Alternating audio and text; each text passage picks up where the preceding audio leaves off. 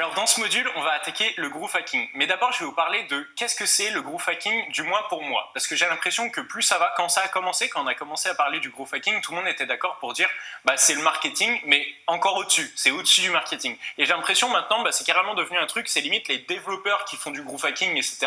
Et ça s'est un peu perdu, on a perdu l'esprit marketing du growth hacking, et pour moi c'est un peu dommage. Et donc je vais vous partager d'abord ma vision du growth hacking, et ensuite je vais vous expliquer ce qu'on va voir dans ce module pour faire un maximum de growth hacking.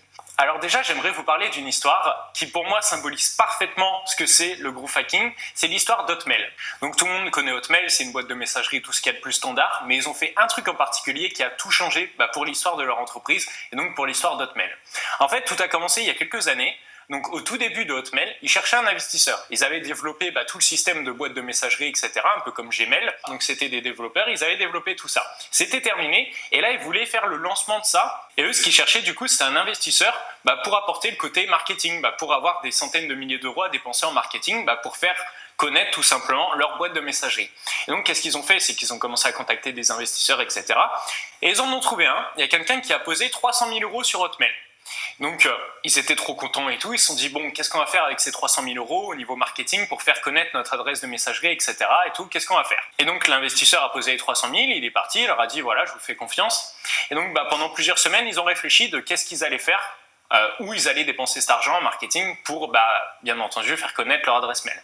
Donc ils ont réfléchi, et au bout de quelques semaines, ils se sont dit ok, ce qu'on va faire, c'est que tous les panneaux d'affichage sur l'autoroute de Los Angeles à Las Vegas, il y aura Hotmail. Et donc voilà, une pub tous les, on va dire 1 km sur l'autoroute pour Hotmail. Et donc l'investisseur, il revient et leur dit alors, qu'est-ce que vous avez pour moi, qu'est-ce que vous allez faire, etc.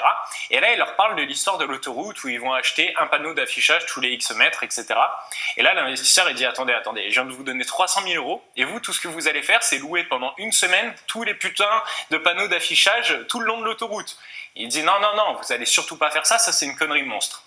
Et là, il commence à réfléchir et il dit plutôt ce que vous allez faire, c'est en dessous de chaque mail, vous allez écrire « Ce mail est envoyé avec Hotmail, j'adore cette adresse de messagerie ». C'est la meilleure, ou je sais plus trop la phrase, mais voilà, c'était une phrase comme ça. Et d'ailleurs, c'est tellement connu cette histoire que Apple a repris la même chose, et c'est pour ça qu'en dessous de tous les mails envoyés avec un iPhone, il y a écrit « Envoyé depuis mon iPhone ». Mais à la base c'est Hotmail qui a inventé ça. Et donc l'investisseur leur a dit ça. Oubliez les panneaux d'affichage, vous allez perdre 300 000 euros pour une semaine d'affichage, et c'est complètement débile. Gardez l'argent. Est-ce que vous rajoutez juste une phrase en dessous de chaque mail? C'est envoyé avec Hotmail et j'adore cette boîte de messagerie. Et là, voilà, on connaît tous Hotmail, depuis ça a explosé, etc.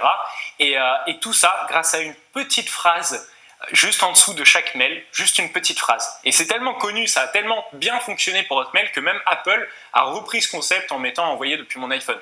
Donc pour vous dire vraiment, c'est que ça a absolument tout changé pour Hotmail de rajouter cette petite phrase. Et au final, les 300 000, ils ont investi dans le côté technique, etc. pour faire que ça fonctionne encore mieux. Et voilà, et depuis, on connaît tous Hotmail parce que ça a explosé, parce qu'ils ont été intelligents. Et ça, pour moi, cette petite phrase rajoutée en bas du mail, c'est du pur growth hacking. En fait, pour moi, le growth hacking, c'est du marketing gratuit, entre guillemets. C'est même au-dessus du marketing, parce que le marketing, 3/4 du temps, ça coûte beaucoup d'argent. Voilà, c'est des recherches, etc. Et pour faire un truc plutôt standard. Le growth hacking, c'est au-dessus du marketing. C'est comment se dire, faire le meilleur marketing, mais au meilleur prix. Vraiment, ça assemble les deux. Et c'est souvent très astucieux.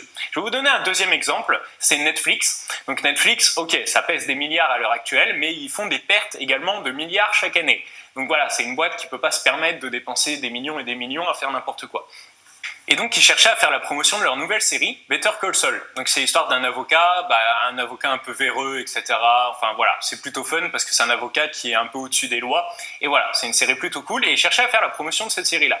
Ils auraient pu se dire, ok, on achète un spot publicitaire à toutes les heures de pointe sur les chaînes télé, ou même faire plein d'autres trucs du genre comme ça, qui allait coûter une fortune. Non, eux ce qu'ils ont fait, Netflix, et d'ailleurs il faut savoir que Netflix, ils ont énormément de growth hackers qui travaillent au sein de Netflix, donc des mecs qui sont spécialisés au sein de Netflix pour faire du marketing gratuit. En l'occurrence c'est Facebook qui a le plus de growth hackers, d'ailleurs on ne le voit pas trop, mais... Et donc Netflix, ce qu'ils se sont dit pour promouvoir leur nouvelle série, c'est qu'ils allaient faire de l'affichage sauvage. Donc je sais plus, l'amende je crois c'est 3 000 euros pour quand vous faites de l'affichage sauvage. Imaginons que vous allez à un feu rouge par exemple et vous placardez votre affiche, votre pub, voilà c'est 3 000 euros. Il faut savoir que si vous voulez louer un espace publicitaire, par exemple à un abri de bus ou des trucs comme ça, c'est beaucoup plus cher que 3000 euros. Et en plus, bah, vous restez pas longtemps, etc. Et donc eux, ce qu'ils ont fait, c'est de l'affichage sauvage dans tout Paris en donnant des conseils gratuits aux gens. Donc imaginons, par exemple, dans le métro, je crois, ils avaient mis comment dire qu'ils parlaient pas français, mais en chinois, par exemple, pour tous ceux qui fraudent. Et là où ils ont été malins, c'est qu'ils ont fait ça aussi, mais pour tous les journaux et tous les médias. Donc par exemple, pour BFM, ils avaient placardé plein d'affiches en bas des locaux de BFM, où ils avaient mis BFM, petite astuce pour vous, vous devriez rajouter un petit peu de whisky dans les cafés de vos invités, comme ça vous auriez beaucoup plus d'infos croustillantes. Pour 20 minutes, je sais plus, c'était un truc comme quoi, à 20 minutes, ils ne devraient pas faire des trucs gratuits, etc. Enfin bref, ils avaient fait une affiche pour chaque média, et en plus il y avait une affiche pour faire rire, entre guillemets, tous les passants. Donc il y en avait dans le métro, dans la rue, pour les fleuristes, pour les boulangers, etc. etc. Grâce à ça, ils ont eu un article dans tous les journaux possibles et inimaginables, puisqu'ils avaient fait un truc dédicacé pour chaque journal. Donc chaque journal a été touché par ça et a fait un article, gratuitement du coup. Et voilà, une super promotion pour le film, et ça leur a coûté 0. Ils sont pris, je sais plus, une dizaine d'amendes pour affichage sauvage. En gros, ça représentait moins de 20 000 euros. Et le coût de com, c'est un coût de com qui normalement coûte des centaines de milliers d'euros. Donc voilà, pour moi, c'est ça le growth hacking. C'est juste du marketing, c'est le niveau au-dessus du marketing. Donc voilà, c'est pas un truc de développeur, de scrapping, de truc de machin ou quoi. Non, pas du tout. C'est juste du marketing, mais le niveau au-dessus du marketing. Et c'est ce qu'on va voir ensemble dans ce module. Donc c'est parti.